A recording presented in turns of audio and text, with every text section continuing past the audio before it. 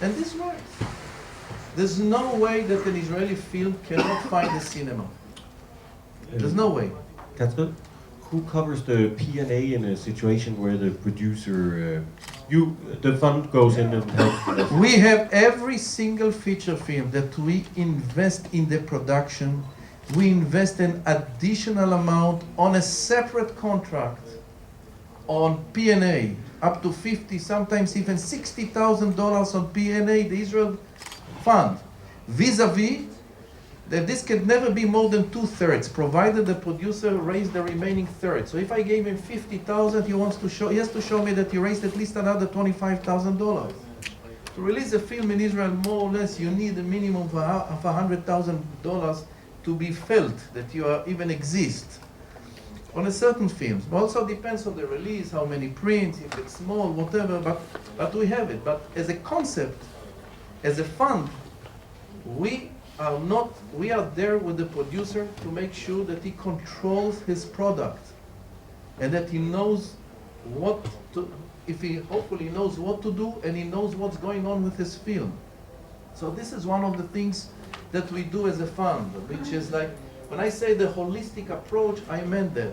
Now every feature film that we decided to invest in, if the producer decides to venture out to the world, he wants to go to festivals, he believes and we believe that the film can generate some interest, we have a kit of about $20,000 or $22,000 which helps the producer to go out to the world. It's not a lot of money, but you can make a couple of flights, have a couple of brochures in a couple of languages, do a little bit of work and try and get out to the world, and you have $20,000 from us just to help you out in the world. So basically, we are with the producers all the way, and we are with them throughout the whole process, because we understood that there's no reason, there's no logic in investing so much money in producing a film without investing money in the marketing and the distribution and all the other elements. And as a fund, because we are a very proactive fund, we understood that we cannot rely on the cinema theaters, answering your question. So we created an alternative system in Israel, we as the fund. And we have now 22 towns in Israel, in the regions, with the cultural centers. And I don't care now if it's film, Blu-ray, or whatever. But we have, and we created, I don't know if you have here in Poland, a subscription system that one can buy a season ticket. Let's say on stage play, yes, you can buy for a year. You buy a season ticket, you know that you have 6 stage plays, 6 plays here. So we created a whole subscription system for Israeli films. And by now we have about 20 or 30,000 people in Israel who bought a season ticket for 6 new Israeli feature films. And this is in the regions.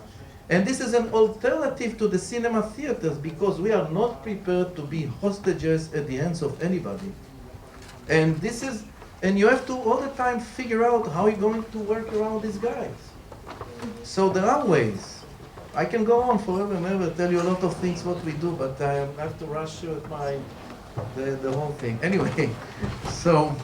Sorry, you said you were NGO, and then you said you were public money that you could buy. It's NGO, yes. The NGO. Where does it come from? Okay, so the NGO, the money comes for what we call the cinema law. The cinema law, which we passed and went into effect on January 2001, structured the way we are financed. All the privately owned television stations in Israel, the privately owned, satellite, cable, terrestrial, whatever, they have to pay an annual license fee to the government for having the license to transmit. The government decided to give up on half of this fee. The government keeps half of the fee, and half of this fee goes to finance us. And that's basically it. So does the half of the fee equal your entire budget? Yes, it equals my entire budget. But this half of the fee is not only my budget, it's the budget of the whole film industry.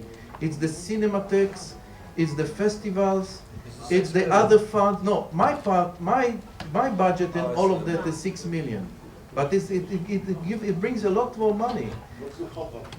The whole budget, I think it's about 15 million euros or whatever.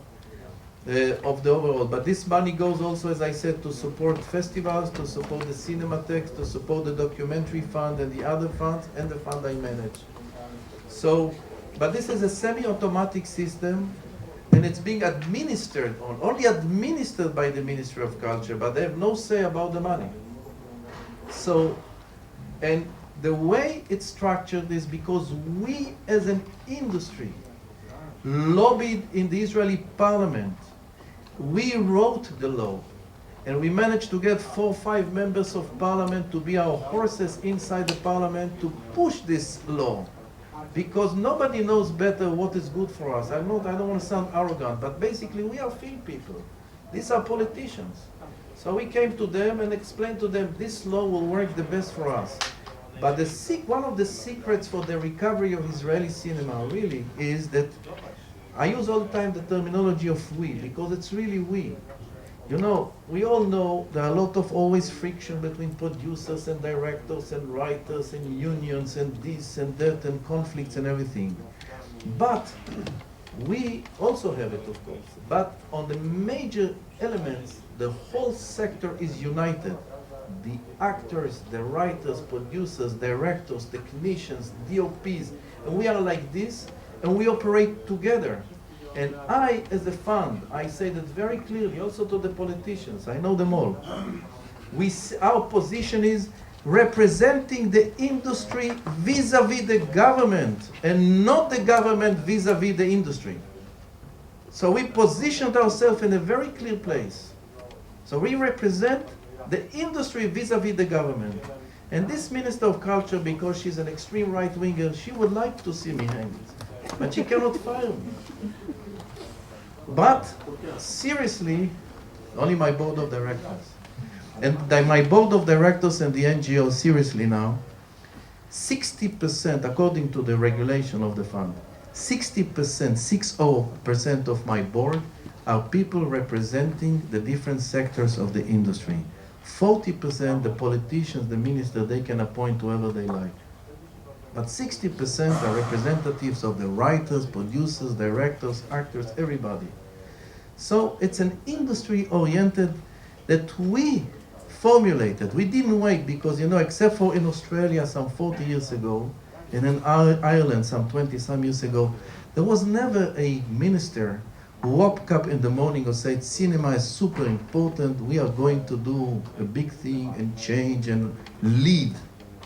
So we understood for many years, in a crazy country like Israel, that it's all from the grassroots. And if we will not look after ourselves, nobody will look after ourselves. And this is a concept which goes with this particular industry.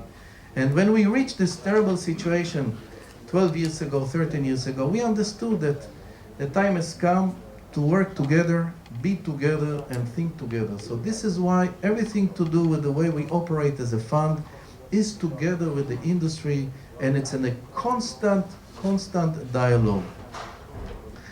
Now, in terms of co-productions, as I said, we try as much as we can. We create, because we are not part of Europe, as you know, we are not part of anything. We are not part of the Ibero-American, you know, Israel is basically the headache of the world. So, so we have to look to survive and look after ourselves. And we cannot, so we have to go out there and push and go and promote and connect, and Joe will tell you, and many of the people here, and just introduce our filmmakers and find ways to take them along with us. And I take every year the Israeli producers to Cannes, to Berlin, to wherever we can, just to connect more. We have those pitchings in Jerusalem. We try, we do the best we can. And we do things with Poland. As you know, there are by now, I think,